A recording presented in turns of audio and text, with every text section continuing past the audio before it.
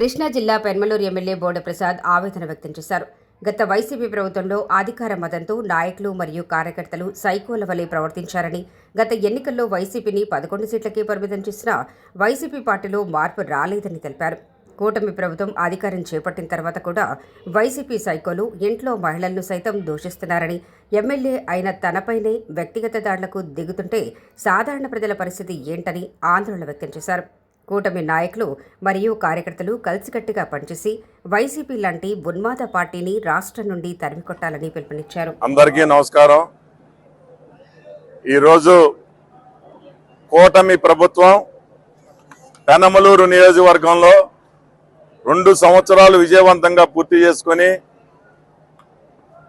రాష్ట్రంలో ఉన్న పేద ప్రజలకు ఏ విధంగా సంక్షేమం అందించాం, నియోజకవర్గాల వారీగా ఏ విధంగా అభివృద్ధిలో వేగంగా ముందుకు పరిగెత్తించాం, అలాగే ఈరోజు కూటమి ప్రభుత్వం యొక్క ఆవశ్యకత భవిష్యత్తులో ఏ విధంగా ఈ రాష్ట్రానికి అవసరం అని చెప్పేసి ప్రతి ఒక్క కార్యకర్తకి తెలిసే విధంగా ఈరోజు ఈ సమావేశాన్ని ఏర్పాటు చేసుకోవడం జరిగింది.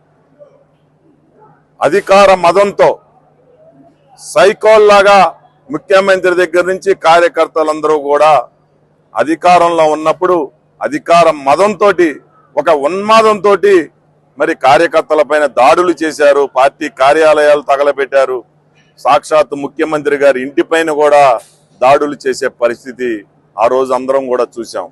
మరి ఈ రోజు ఇప్పుడు కూటమి ప్రభుత్వం అధికారంలో ఉన్నప్పుడు కూడా మరి సైకోలు ఏ విధంగా ఇంట్లో మహిళల్ని దూషిస్తా ఉన్నారు అనంటే ప్రత్యక్షంగా ఏవీల ద్వారా జరిగిన సంక్షేమం, మరి సిఎంఆర్ఎఫ్ కానీ పెన్షన్లు కానీ అందరూ కూడా ఎవరైతే మహిళలు లబ్ధి పొందారో అవన్నీ కూడా ప్రజలందరికీ తెలిసే విధంగా ఏవీలు ప్లే చేసి ప్రతి ఒక్కరికి తెలియచేయడం జరిగింది. అలాగే ఈ పిల్ల సైకోలు ఈ ప్రవర్తన ఏ విధంగా ఉంది అని చెప్పేసి కార్యకర్త ప్రతి ఒక్కరికి కూడా తెలియజేసి భవిష్యత్తులో ఇలాంటి ఉన్మాద పార్టీలు ఈ రాష్ట్రంలో అధికారంలోకి రాకుండా మరి కూటమి నాయకులందరూ కూడా కార్యకర్తలందరూ కూడా కార్యకర్త అధినేత అని చెప్పి ఒక వినాదంతో ఈరోజు ఇక్కడ ఈ సమావేశాన్ని పూర్తి చేసుకుని భవిష్యత్తులో రాష్ట్రంలో మళ్ళీ ఇదే విధంగా తీర్పు వచ్చే విధంగా ప్రజలకి అభివృద్ధి సంక్షేమం 2 కళ్ళులాగా ముందుకు తీసుకెళ్తామని ఈ సందర్భంగా తెలియజేస్తాం.